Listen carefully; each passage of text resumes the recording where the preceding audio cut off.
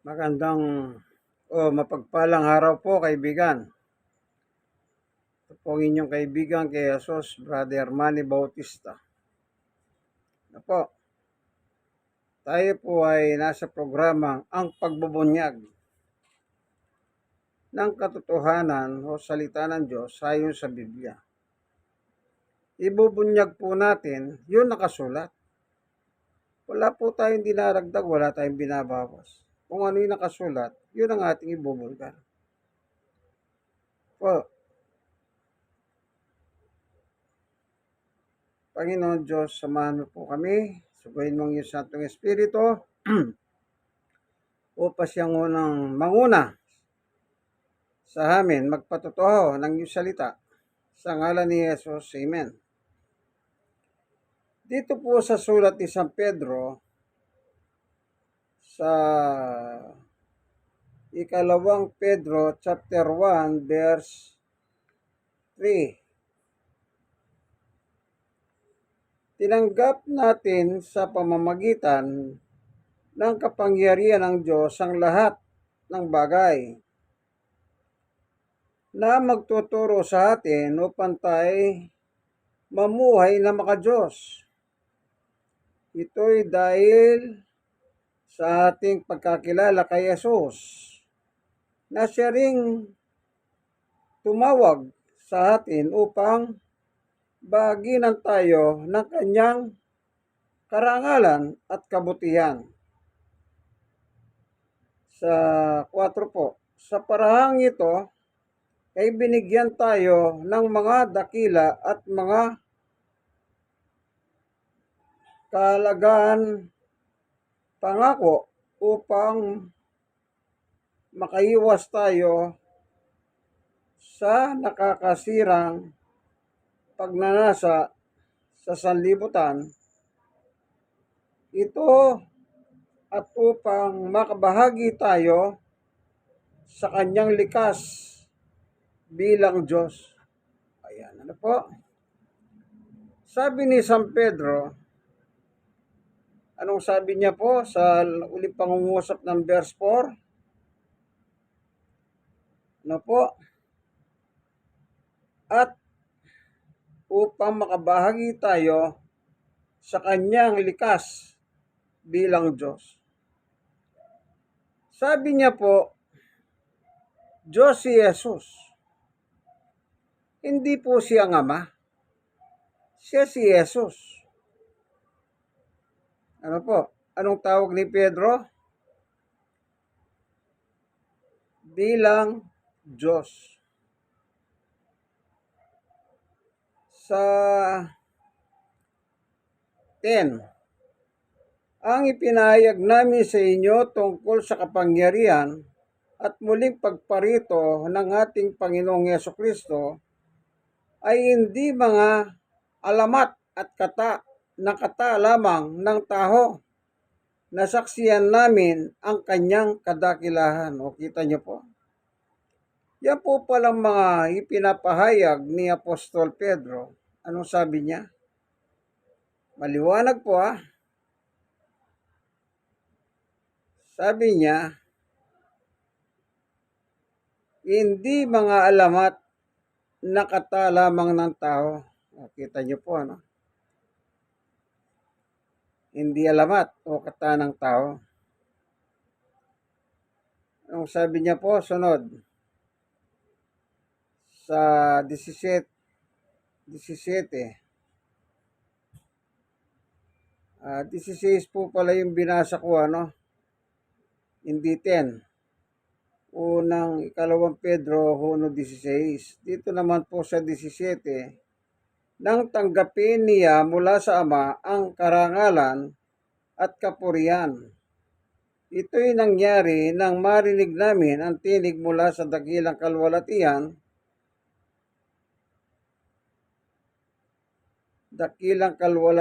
ng dakilang langit na nagsabi, ito ang minamahal kong anak na lubos kong kinalulugdan. Narinig namin ito mula sa langit sapagkat kami kasama niya nang ito'y maganap sa banal na bundok. O ano po? Yung sinabi ni Apostol Pedro dun sa verse 4, anong sabi niya po? Ay napakaliwanag. Narinig namin. Nagsalita po ang Diyos. Yun po yung sa Mateo 17, verse 1, ano? Kung saan, doon sa verse 5, ito po, yung pinaliwanag ni Pedro dito na nakita nila, nasaksiyan nila, narinig nila. Ano po? Kasi kasama po sila Pedro noon sa bundok. Ito po, Mateo 17:1. Pagkatapos ng 6 na araw, isinama ni Jesus si Pedro, ayun po si Pedro, at ang magkapatid na Santiago at Juan, at sila umakyat sa mataas na bundok. Yun po. Kasama po si Pedro. Yung nangyari po dito sa mataas na bundok na sinasabi, ito po yung sinasabi ni Pedro sa 2 Pedro 1. Ano po, sa 16-17, anong sabi niya? Narinig, nakita namin. Ano po? O, pagdating po sa verse 5, ang sabi niya ay ganito.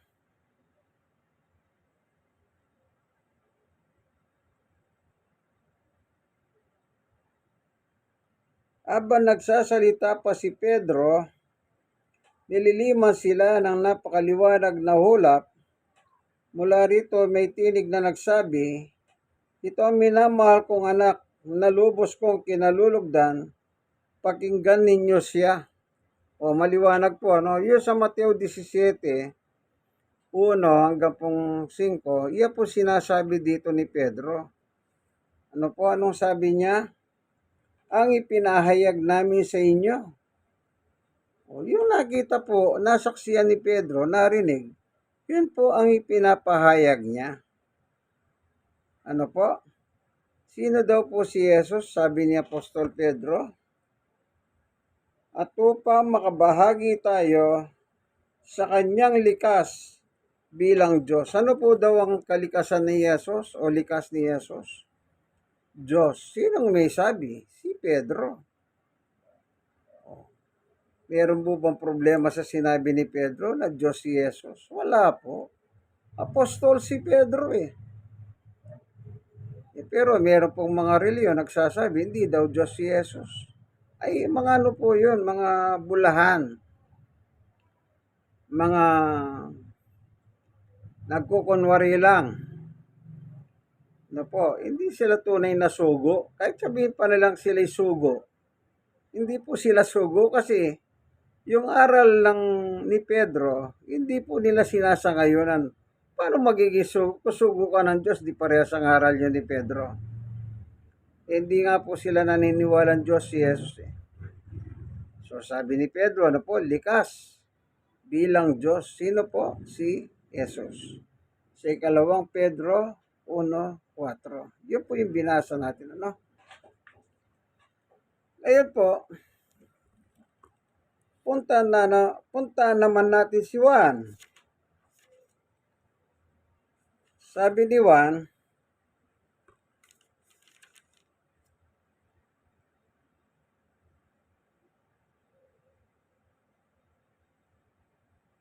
ganito po sabi niya, ay unang 1. Unang 1 po, ano? Uno. Sumulat kami sa inyo tungkol sa kanya na sa simula pa ay siya na ang salitang nagbibigay buhay. Siya ang aming narinig, nakita, napagmasdan, nahawakan.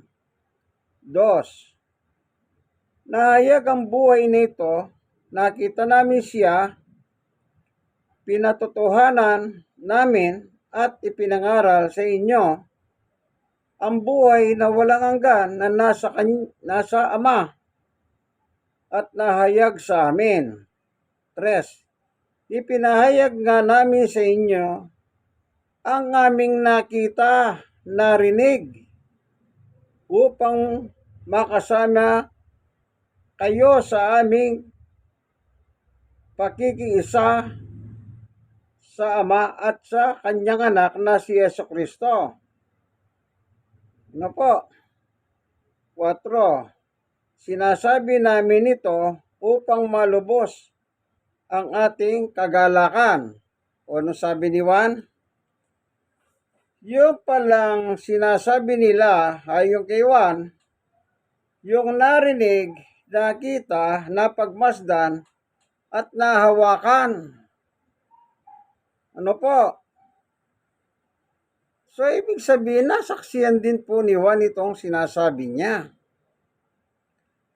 Ano po? Sa verse 5, verse 20, chapter 5, verse 20, itong sabi pa ni Juan, at nalalaman namin na parito na ang anak ng Diyos. So, sino po ba yung anak ng Diyos? Si Jesus. At binigyan tayo ng pangunawa upang makilala natin ang tunay na Diyos. At tayo nasa tunay na Diyos sa kanyang anak na si Jesucristo. Siya ang tunay na Diyos at buhay na walang hanggan. O, kita nyo po. Ano daw po si Jesus? Tunay na Diyos. Meron po bang problema dyan sa salita ni Juan? Siyempre wala. Apostol po si Juan Ano po? Gaya ni sinabi ni Pedro, walang problema doon. Hindi mo na kailangan pang kung ano-ano pang ikakapit mo, kung ano-ano, pilit mo pang pipilipitin ang aral ng mga apostol. Yung aral nila, si Pedro, tama yon. Kasi apostol siya. Si Juan, tama rin po yung aral niya. Apostol po si Juan, ano? Tandaan po natin, ang mga halagad ni Yesus, sila po yung kanyang tinuruan sa panahon na siya ay nandito pa sa lupa. Alam niyo po, nakasama siya Kaya alam nila lahat. Hindi lang yon, nung mamatay siya at muling nabuhay na maguli, nagpakita siya sa kanila na sila'y tinuruan pa niya sa kanilang ministeryo. Kaya pag ano po isulat ng mga halagad, sabi ni Pedro, maniwala ka, wag mo nang baloktutin pa yan para palitawin si Kristo ay hindi Diyos. Sabi ni Juan, tunay na Diyos si Jesus. Wag mo na rin baloktutin yan kasi alam niyo po ba, habang binabaloktot niyo po yung aral ng mga lingkod ng Diyos sa Biblia, gaya nila Pedro, nila Juan, lalo lang po kayong magkakamali Kahit ano po, kahit saan ka tumakbong talata, para sirain mo lang yan. Hindi ka mananalo sa mga yan. Hindi pa tayo tao na yan, tinuruan sila ni Jesus. Ano po? Kaya dapat paniwalaan na natin kung ano yung sinasabi nila. Ngayon, si Pablo naman, alamin naman natin yung sinulat ni Pablo.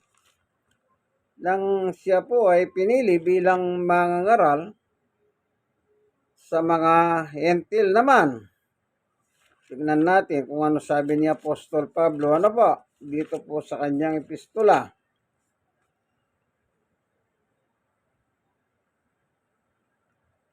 Ito po.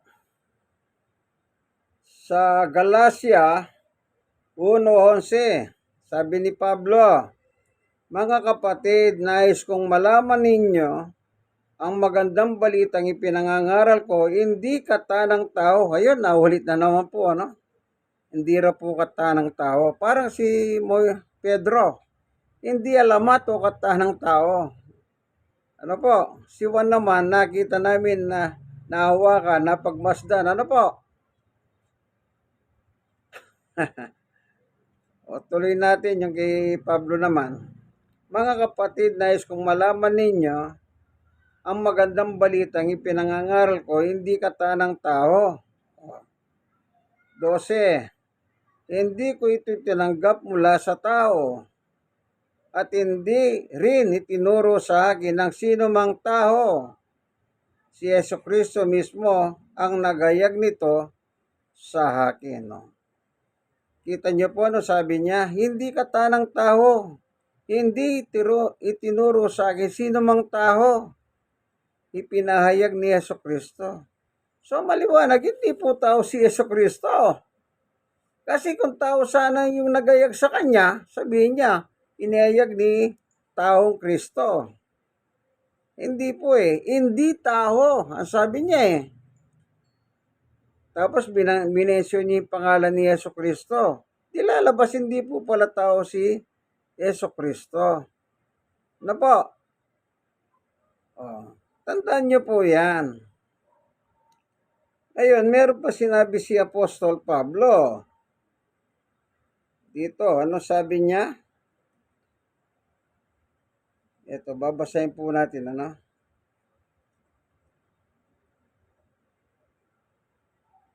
Dito po. Sandali lang po, huwag po tayo magmadali, ano? Baka magkamali po ako.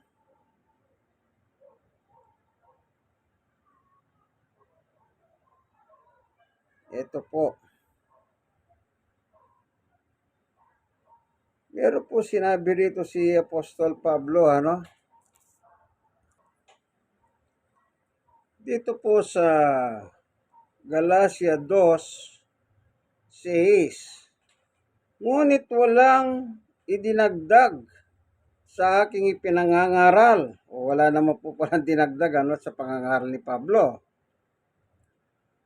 Ang mga kinikilalang pinuno, hindi mahalaga sa akin kung sino man sila, sapagkat walang itinatangi ang Diyos. 7. Sa halip, kinilala nila ako na ako'y pinili ng Diyos upang mangaral ng magandang balita sa mga hentil. Tulad ni Pedro,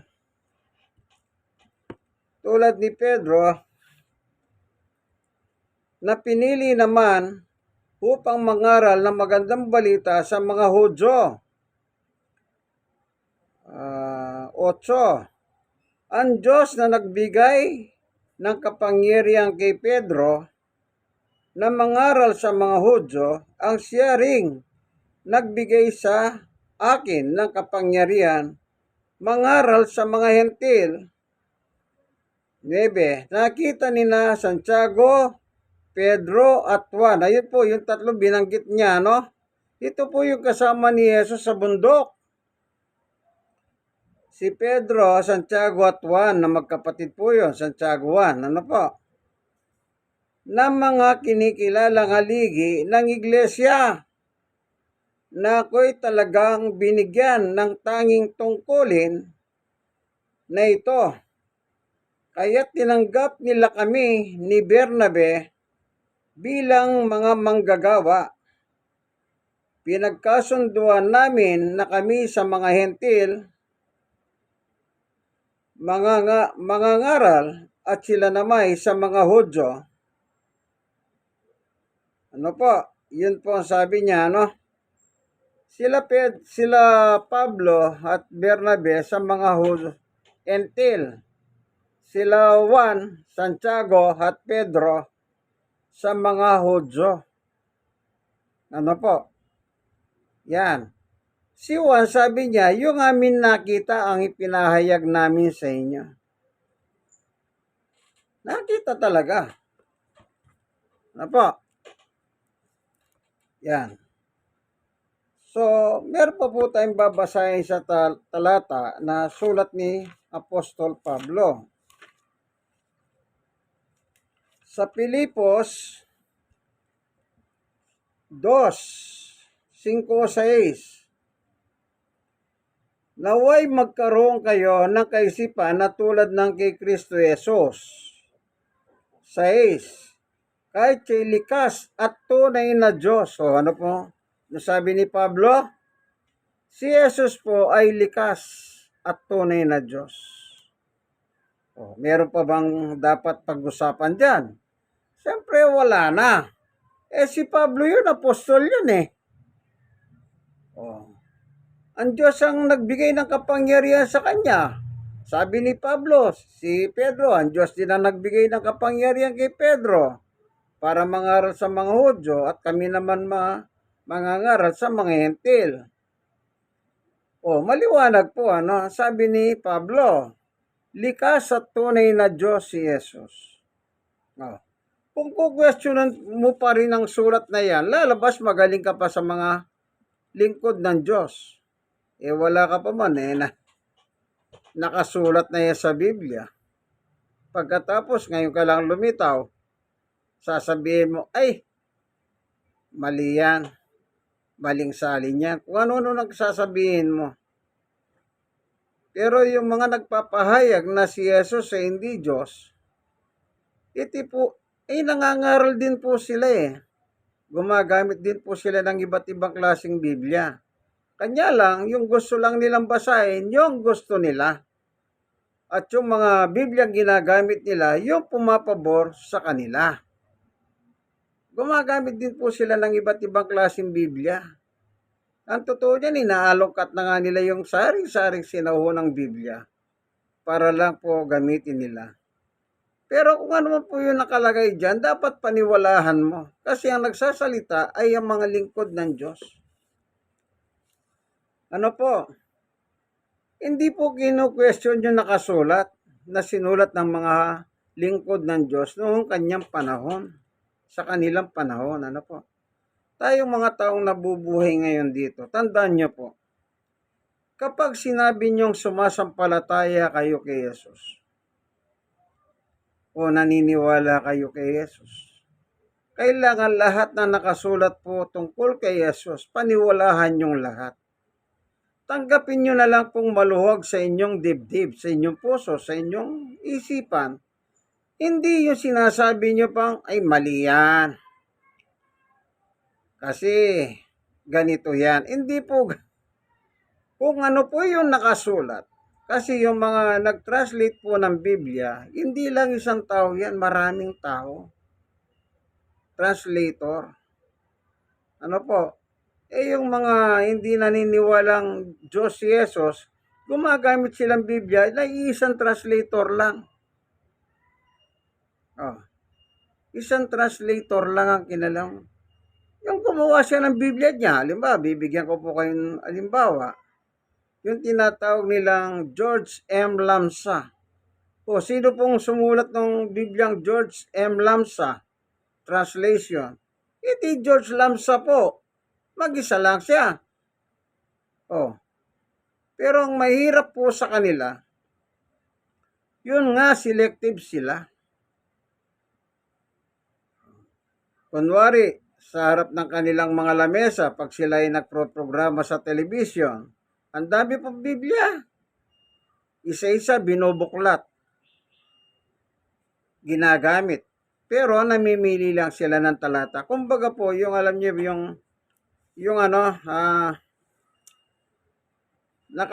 meron na po silang papel nakasulat ng gano'n. Sunod-sunod po yan. Nakarima na.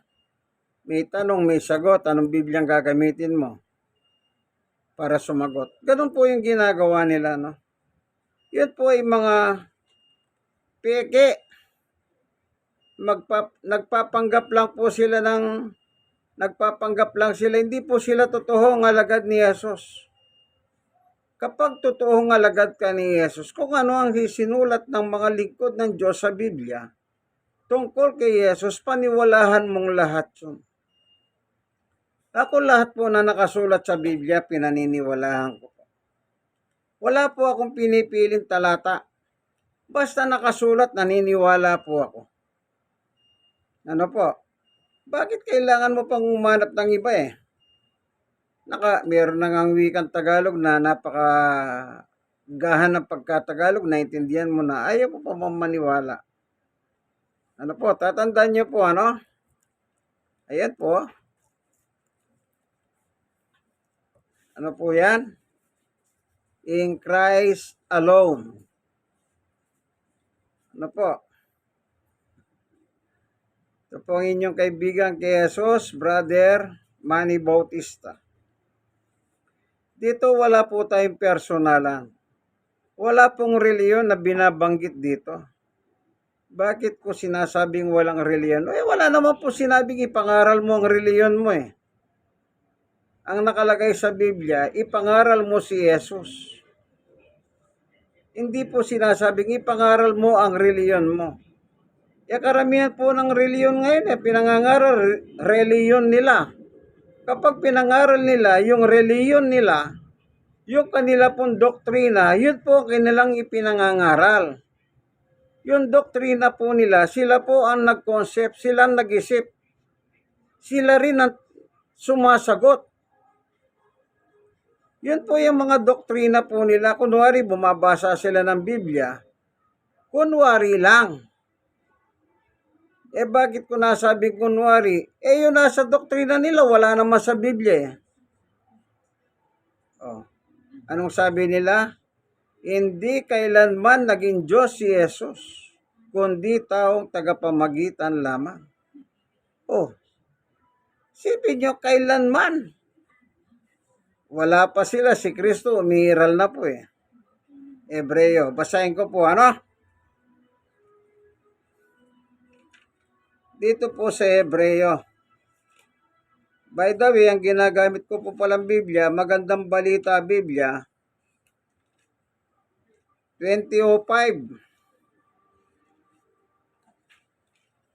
Ito po, may babasahin ko po ako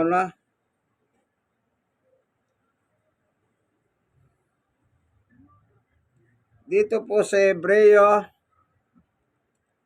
13:8. Si Yesu Kristo ay hindi nagbabago kailanman.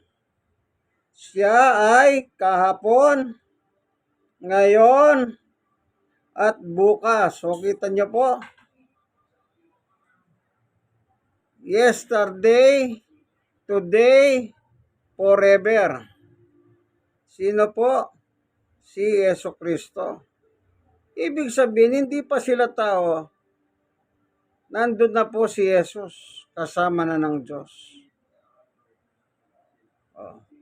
Totoo nga ba magkasama sila ng Diyos? Okay, basahin po natin Dito po sa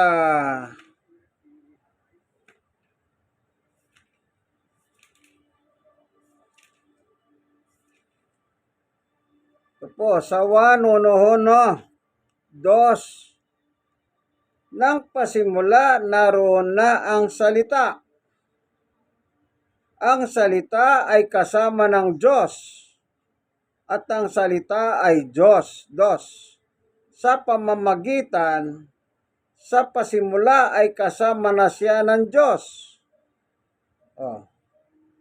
3. Nilikha ang lahat ng bagay sa pamamagitan niya, at walang anumang nalikha nang hindi sa pamamagitan niya. Ang nilikha.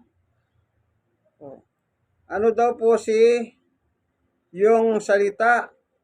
Kasama ng Diyos. Di magkasama po pala yung salita at saka Diyos. Sinasabi po naman ng itong nagtuturo na si Jesus hindi Diyos. Yan ay, alam nyo po, ang dami nila sinasabi dyan. Yan ay nasa isip pa lamang ng Diyos. Wala naman nakalagay nasa isip ng Diyos Yung kinopya lang nila doon sa si Juan Trinidad.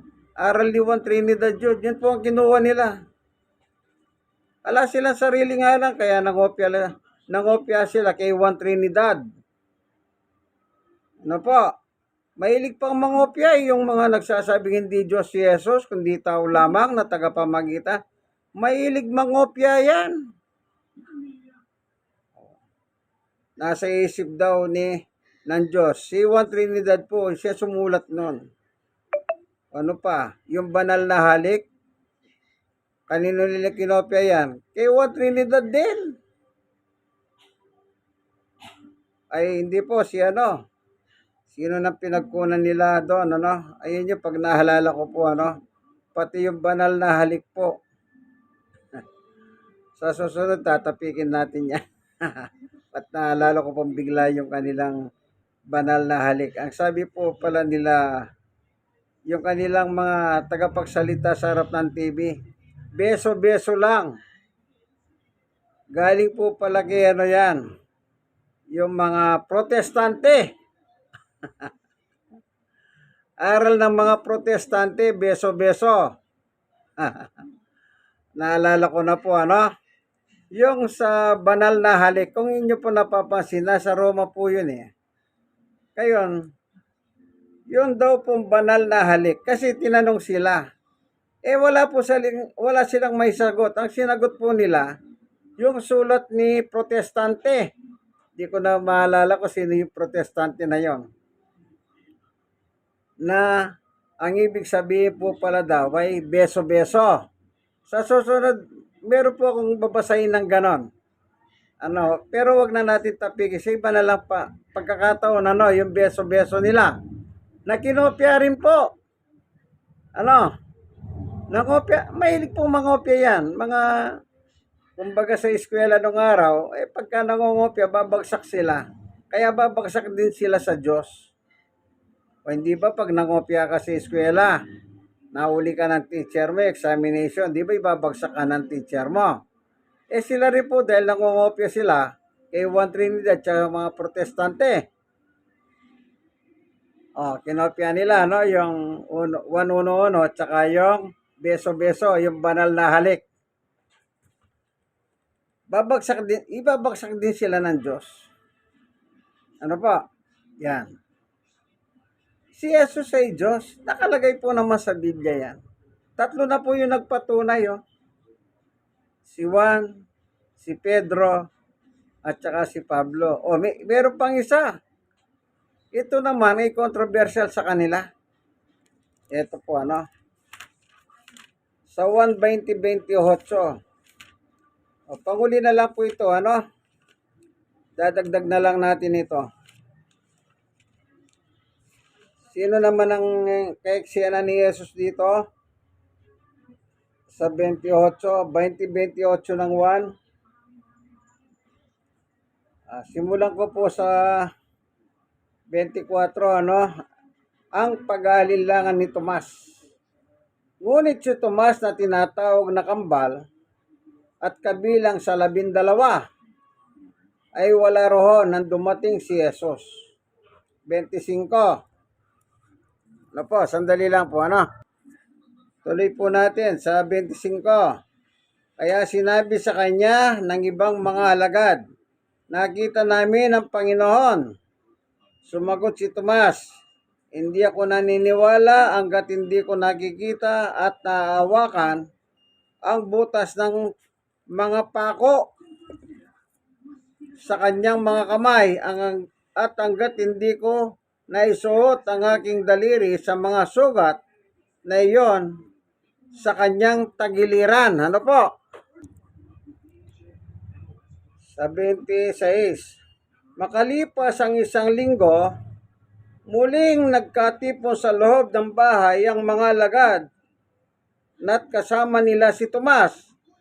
Nakasara ang mga pinto, ngunit nakapasok si Jesus at tumayo sa kalagitnaan nila. Sinabi niya, sumainyo ang kapayapahan. 27.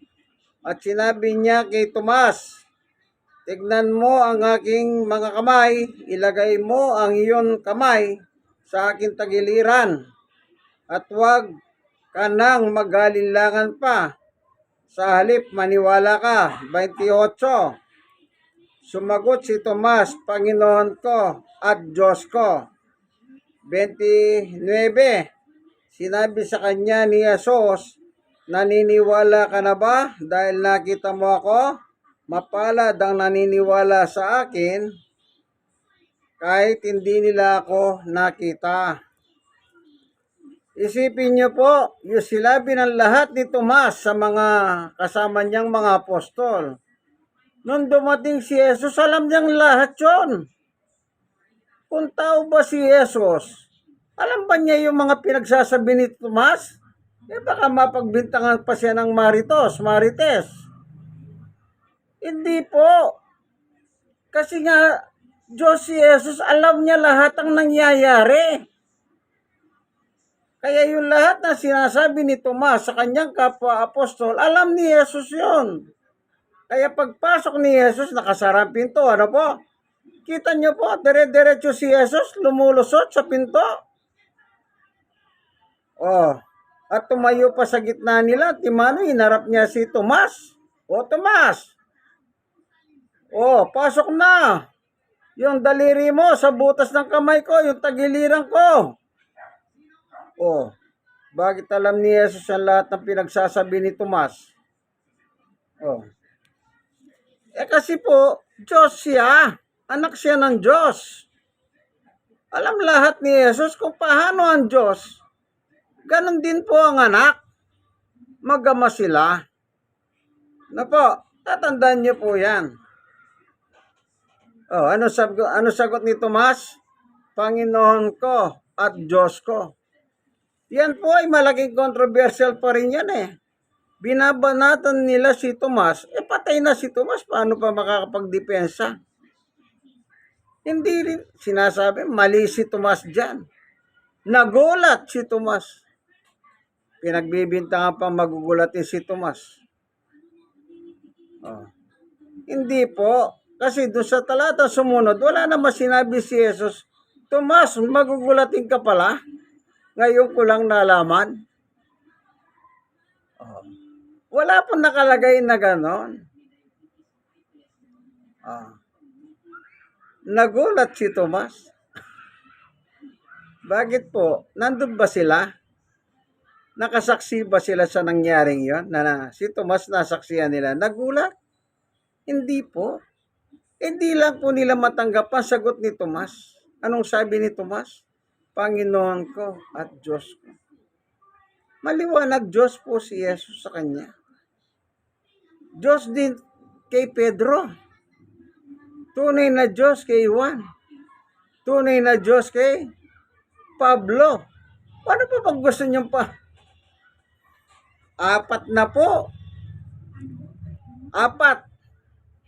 Na yun nagsalita. Dalawa yung tunay na Diyos at dalawang Diyos. Ano pa bang patunay ang gusto niyo, kaibigan? Hindi pa ba kayo naniniwala sa apat na yan? Gusto niyo pandagdagan? Marami pa pong talata pero huwag na natin dadagdagan. Huwag na natin dadagdagan. Sa susunod na lang po, idadagdag yon. Kasi dito, ang pagbubunyag, ito'y pagbubunyag ng mga lingkod ng Panginoong Yesus about sa Kanya. Yun po ang kanilang binunyag. Oh. Hindi katanang tao. Hindi po tao talaga si Jesus. Tandaan niyo po, bagamat meron nakasulat sa Biblia na tao si Jesus, hindi naman siya tao talaga. Nagkatawang tao. Naging tao.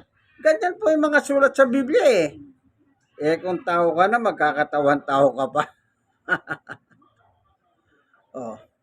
Hindi po, tao. Ipinanganak ni Maria na tao. Kaya sinasabi ni Jesus, anak ng tao. Oh. Kaibigan, i-share mo naman sa iba. Ito po. Ito ang aking ginagamit na Biblia. Magandang balita Biblia. 2005 edition. Copyright 2005. Kita nyo, ano po ito? Sombrero. Sombrero daw ni Santa Claus. Merry Christmas po sa inyo, mga hindi naniniwala kay Jesus na Diyos. Ano po? Merry Christmas sa inyo. Ayan. Kaya po, nilagyan ko lang po, malambot kasi ito eh. Nilagyan ko lang po ng cover ng ibang libro.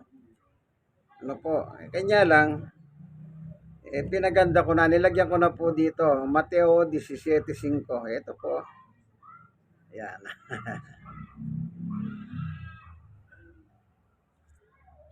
Ano po? Ito po. This is my son, Jesus, the beloved, my chosen, Listen to him. God said. Matthew 17:5. Kanino daw po tayo makinig? Kay Jesus.